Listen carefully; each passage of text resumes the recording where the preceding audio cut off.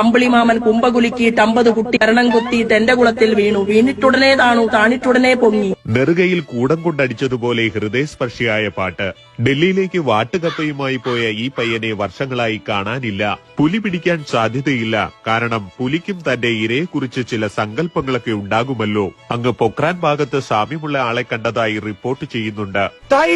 അതെ, നാട്ടുകാരും ഏതാണ്ട് ഇതുപോലെ തന്നെയാണ് പറയുന്നത്. 11 തവണ നിറം മാറാൻ കഴിവുള്ള മരയോന്തിനെ തോൽപ്പിച്ചുകൊണ്ട് പ്രച്ഛന്നവേഷ മത്സരത്തിൽ 1ാം സ്ഥാനം 8Cയിലെ ബിബീഷ് കരസ്ഥമാക്കി. പ്രശസ്ത നടീനടന്മാരെ കോർത്തിണക്കിക്കൊണ്ട് ശ്രീ കൊട്ടാരക്കര ഗുരുക്കളുടെ അച്ഛൻ പോ അച്ഛന്റെ പാട്ടിനെ എന്ന നാടകം ഏറെ ശ്രദ്ധ പിടിച്ചുപറ്റി. ടിപ്പു സുൽത്താൻ പോയപ്പോൾ ഈ സാധനം എടുത്തോണ്ടു പോകാത്തത് അണ്ണൻ അത്ര ഇഷ്ടപ്പെട്ടിട്ടില്ല.